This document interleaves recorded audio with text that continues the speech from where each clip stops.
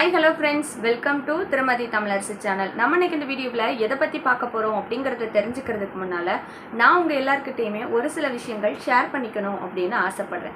நம்ம எல்லாரோட லைஃப்லயுமே கடந்த காலம் அப்படின்றது கண்ணீரோடும் கவலைகளோடும் நிறைய போராட்டங்களோடும் இருந்திருக்கலாம். அதுக்கு அப்புறம் தான் கடவுள் நம்மள ஒரு இடத்துல எடுத்துட்டு வந்து வெச்சிருப்பான். ஆனா அந்த இடத்துல கூட ஏதாவது ஒரு பிரச்சனைகள் ஏதாவது ஒரு ரூபத்துல வரலாம். ஆனா அப்ப நம்ம செய்ய வேண்டியது என்ன தெரியுமா? நம்மளோட கடந்த கால வாழ்க்கையை நம்ம நினைவுல எடுத்துட்டு வர்றதுதான். ஏன்னா அவ்வளோ பெரிய பிரச்சனைகள் எல்லாம் கடவுள் நம்மளை காப்பாத்தி ஒரு இடத்துக்கு எடுத்துட்டு வந்து வச்சுட்டாரு அப்படின்னா இந்த பிரச்சனைகளுக்கான தீர்வையும் கடவுள் முதல்ல முடிவு பண்ணிட்டு தான் அந்த பிரச்சனைகளையே கடவுள் நமக்கு கொடுத்துருப்பான் அப்படின்னு அர்த்தம். ஸோ நம்ம கலங்கி போக வேண்டிய அவசியமே கிடையாது. உங்களோட மனசுல உண்மையும் நியாயமும் நேர்மையும் இருந்தது அப்படின்னா எதுக்காகவும் எந்த நேரத்திலையும் கலங்கி போக வேண்டிய அவசியமே இல்லை. எதுக்காகடா இப்ப சம்பந்தமே இல்லாம இந்த விஷயத்த பேசிட்டு இருக்கேன் அப்படின்னு நினைக்காதீங்க. ஏதோ சொல்லணும் அப்படின்னு தோணுச்சு, அதனால சொல்லியிருக்கேன். ஓகே, இப்போ இந்த வீடியோவில் நம்ம எதை பற்றி பார்க்க போகிறோம் அப்படிங்கிறத பார்த்துடலாம். ஆல்ரெடி பார்த்தீங்க அப்படின்னா நான் வந்து ஆரி ஒர்க் போடுறதுல இன்ட்ரெஸ்ட் எடுத்து ஆரி ஒர்க் போடுறதுக்காக என்னோட சொந்த முயற்சியில் நான் ட்ரை பண்ணியிருக்கேன் அப்படின்னு சொல்லியிருந்தேன். ஸோ அதுக்காக என்னென்ன திங்ஸ் வாங்கியிருந்தேன் அப்படிங்கிறதையுமே உங்ககிட்ட நான் வந்து காமிச்சிருந்தேன். ஸோ அதோட அடுத்த ஸ்டெப்பாக பார்த்தீங்க அப்படின்னா நான் வந்து ஆரி ஒர்க் போடுறதுக்கு ஸ்டார்ட் பண்ணியிருக்கேன். ஃபஸ்ட்டே சொல்லியிருக்கேங்க, எனக்கு ஏபிசிடி கூட தெரியாது. நீடில் என்ன நீடில் யூஸ் பண்ணணும், என்ன த்ரெட் யூஸ் பண்ணணும், பீட்ஸோட அந்த நம்பர் எதுவுமே எனக்கு தெரியாது. இந்த யூடியூப் மூலமா நான் வந்து பார்த்து கொஞ்சம் கொஞ்சமா கத்துக்க ஆரம்பிச்சிருக்கேன் அப்படிங்கிற மாதிரி சொல்லியிருக்கேன். ஸோ அதனாலதான் பாத்தீங்க அப்படின்னா இப்போ அடுத்த ஸ்டெப்பா நான் வந்து ஆரி ஒர்க் போடுறதுக்கு ஸ்டார்ட் பண்ணியிருக்கேன்.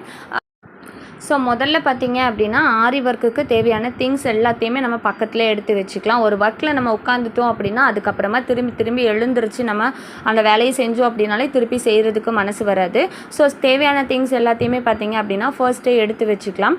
அன்றைக்கி நான் உங்களுக்கு ஆரி ஒர்க் திங்ஸ் காமிக்கும் போதே சொல்லியிருந்தேன், நான் ஆல்ரெடி ஒரு ஆர்வத்தில் ஸ்டார்ட் பண்ணிட்டேங்க அப்படின்னு சொல்லியிருந்தேன்.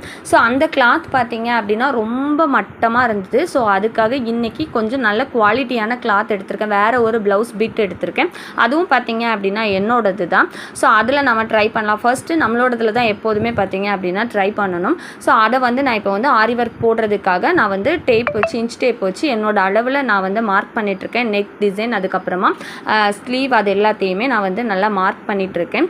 மார்க் பண்ணதுக்கு அப்புறமா இந்த ஃப்ரேமில் நம்ம வந்து ஃபிக்ஸ் பண்ணிக்கலாம். ஃப்ரேமில் நான் ஏற்கனவே சொன்ன மாதிரி இந்த நாடா சுற்றுனதுக்கப்புறம் லாஸ்ட் வீடியோவில் நான் காமிச்சிருந்தேன்.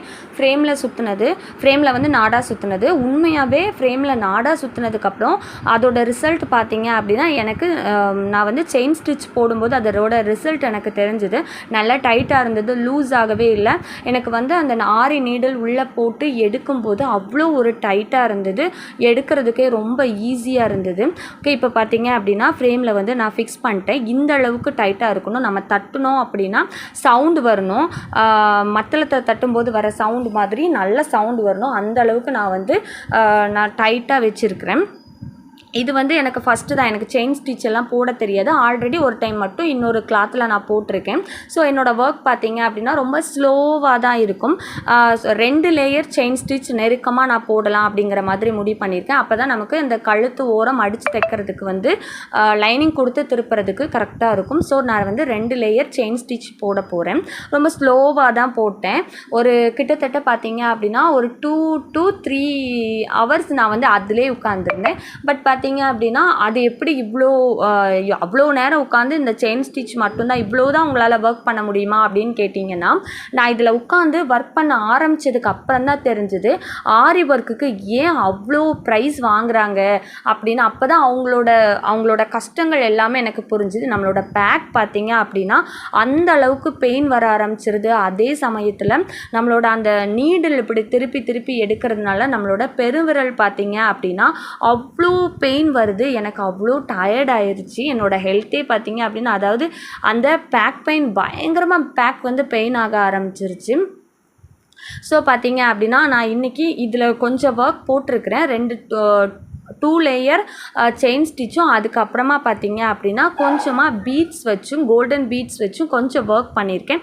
அதோடு பார்த்தீங்க அப்படின்னா நான் வந்து இன்றைக்கி ஸ்டாப் பண்ணிக்க போகிறேன். இதுக்கு மேலேயும் நான் பண்ணினேன் அப்படின்னா கண்டிப்பாக ரொம்ப வந்து என்னோடய பேக் வந்து ரொம்ப டேமேஜ் ஆயிரும் அப்படின்னு நினைக்கிறேன். ஸோ நான் வந்து ரிஸ்க் எடுக்க விரும்பலை. ஸோ எந்த அளவுக்கு நான் வந்து ஒர்க் பண்ணியிருக்கேன் அப்படின்னு பாருங்கள். பட் நான் ரொம்ப பொறுமையாக பண்ணேன். நம்மளோட ப்ளவுஸ் தானே, ஃபஸ்ட்டு ஸ்டார்டிங் தானே அப்படிங்கிற மனப்பான்மை இல்லாமல் ரொம்ப ஸ்லோவாக பண்ணேன். ரொம்ப நீட்டாக வரணும் அப்படிங்கிற ஒரு விஷயத்தை நான் மனசில் வச்சுட்டு ரொம்பவே நான் ஸ்லோவாகவே பண்ணி எடுத்துகிட்டு வந்தேன். ஸோ ஃபைனலாக என்னோடய ஒர்க் எப்படி இருந்தது, எப்படி இருக்குது அப்படிங்கிறத பாருங்கள்.